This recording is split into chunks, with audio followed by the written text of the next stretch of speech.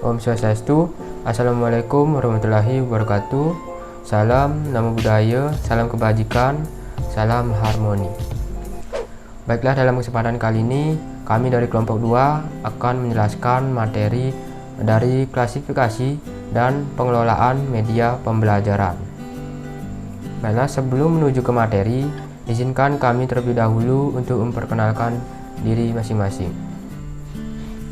Sebelumnya, perkenalkan, saya atas nama Ketut Mutu Widiaryana dengan NIM 211021022 dan rekan saya Febri Anissa Siregar dengan NIM 211021021 dan rekan saya Hidayat Tuluma dengan NIM 211021023 dan terakhir rekan saya Imade Alif Putra Kusuma Karang dengan NIM 211021024. Saya akan menjelaskan materi yang pertama, yaitu klasifikasi media pembelajaran. Secara umum ada dua penggolongan media pembelajaran yang dibahas dalam tulisan ini, yakni penggolongan media pembelajaran berdasarkan persepsi indera dan penggunaannya. Sebagai bahan informasi tambahan, dalam tulisan ini juga disajikan klasifikasi media pembelajaran berdasarkan aspek-aspek lain dan sudut pandang beberapa ahli. Klasifikasi media berdasarkan persepsi indera dan klasifikasi media berdasarkan penggunaannya. Klasifikasi media berdasarkan persepsi indera. Yang pertama ada media audio, yang kedua ada media visual, dan yang ketiga ada media audio-visual. Media audio. Media audio yaitu media yang menghasilkan bunyi atau suara. Media ini dapat menyalurkan pesan melalui bunyi atau suara. Contohnya adalah radio.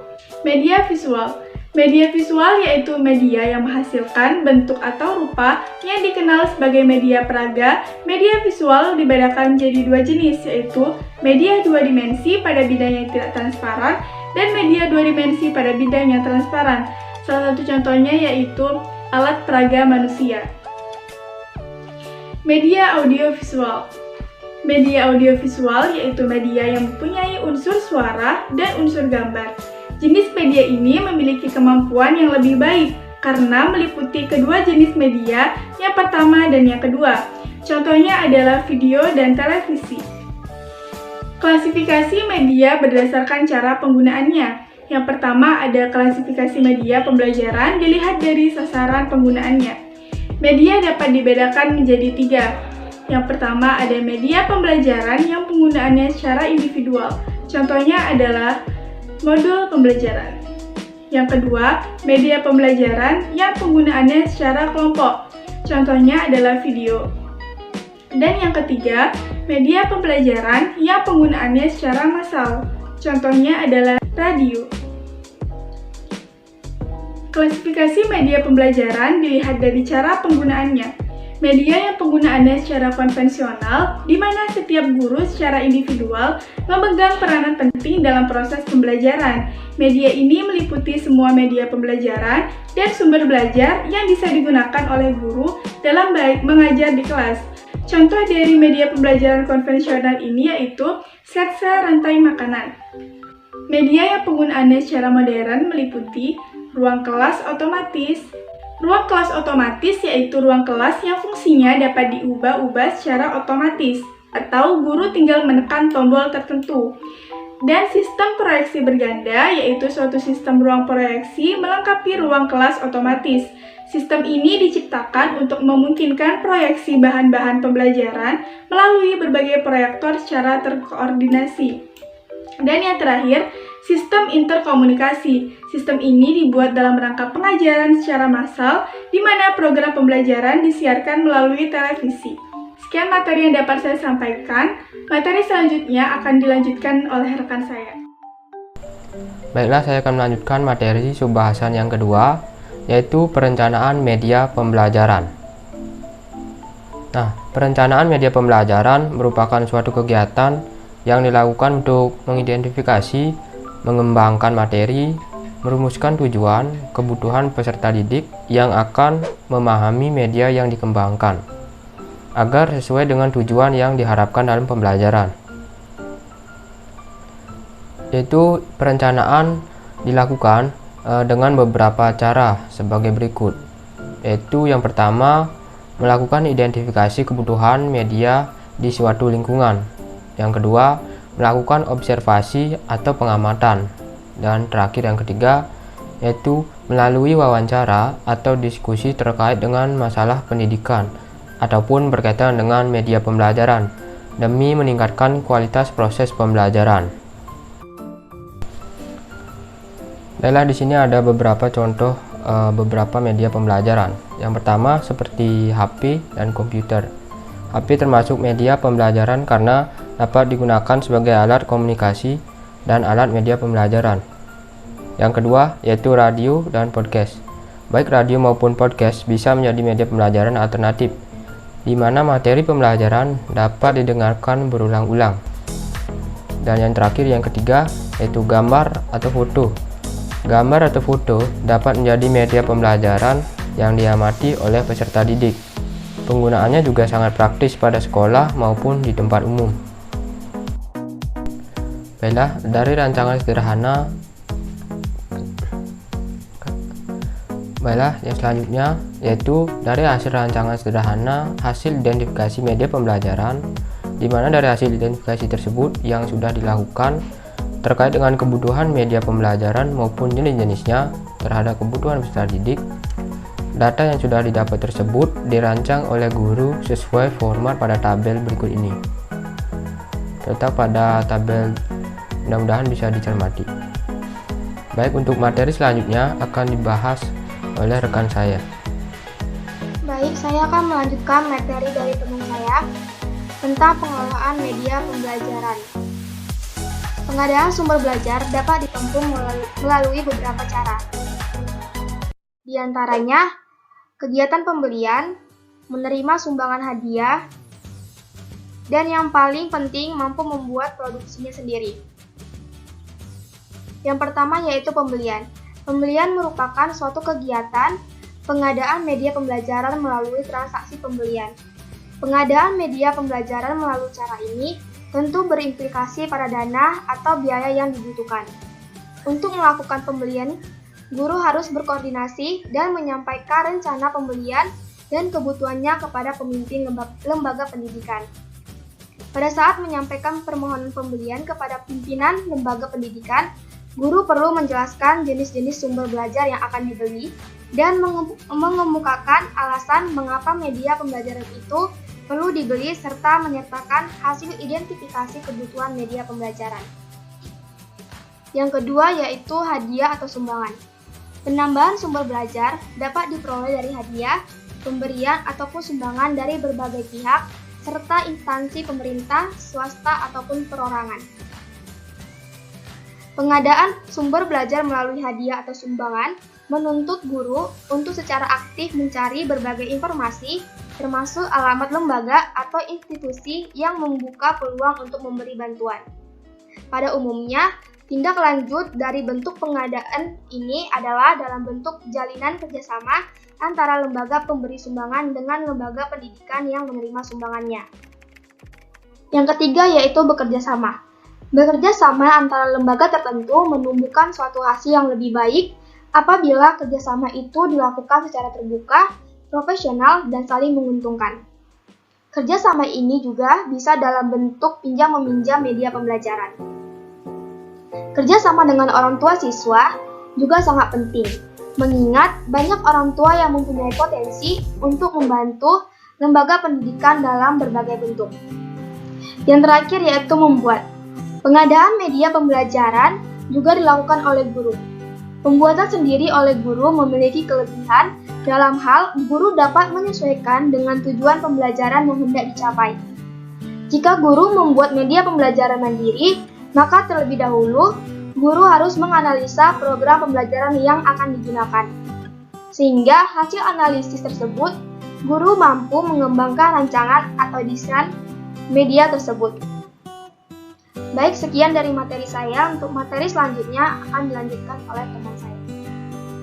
Baik, terima kasih atas waktu yang diberikan kepada saya. Di sini akan melanjutkan materi yang nomor 4 tentang pemeliharaan media pembelajaran. Menyimpan dan memelihara media pembelajaran di sekolah, baik yang ada di dalam ruangan maupun yang ada di luar, merupakan hal yang penting dilakukan oleh guru. Hal tersebut dikarenakan penggunaan media pembelajaran tersebut tentu tidak hanya untuk satu kali kegiatan belajar saja, melainkan akan digunakan secara terus-menerus. Selain itu, intensitas penggunaan media pembelajaran oleh anak juga sangat tinggi, apalagi untuk media-media pembelajaran tertentu yang sangat disukai oleh anak. Dalam pelaksanaan penyimpanan atau pemeliharaan sumber belajar yang menunjang proses pembelajaran di sekolah, hendaknya diperhatikan hal-hal sebagai berikut. Yang pertama yaitu untuk media pembelajaran yang terdapat di ruang kelas, guru dapat melakukan bentuk-bentuk perawatan dan penyimpanan. Yang kedua yaitu untuk alat yang terdapat di ruang kelas dapat dilakukan.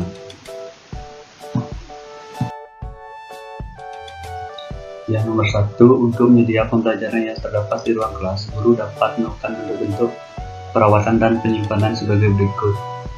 Yang pertama, alat-alat seharusnya disimpan di tempat yang memenuhi syarat, tidak lembab, cukup ventilasi, dan diatur rapi dalam lemari alat atau rak alat. Yang kedua, dalam penyimpanan ini harus diperhatikan juga jenis-jenis alat tersebut seperti buku dan kertas-kertas dalam lemari atau rak. Alat peraga lainnya disimpan di tingkat yang sesuai dan aman. Yang ketiga, pemeliharaan bahan dari kayu dilakukan secara berkala dengan menyemprotkan obat anti serangga atau rayap, dimeni atau dicat, difilter atau divernis. Yang keempat, pemeliharaan bahan yang terbuat dari plastik dilakukan dengan melindunginya dari benda panas, membersihkannya dengan alat pembersih yang lembut. Yang kelima yaitu khusus untuk boneka atau pakaian dapat dicuci atau diganti apabila sudah kusam atau lusuh. Yang keenam yaitu alat yang terbuat dari kain ditempatkan dalam lemari tertutup, diberi kapur barus atau gambar. Untuk yang kedua, adapun untuk alat-alat yang terdapat di luar ruangan kelas dapat dilakukan hal-hal sebagai berikut. Yang pertama, alat-alat ditempatkan pada tempat yang bebas banjir dan apabila ada kerusakan segera diperbaiki. Umpamanya ada bagian besi yang patah, secepatnya dilas. Bila catnya terkelupas, segera dilakukan dimeni atau dicat dan pemberian pelumas secara rutin.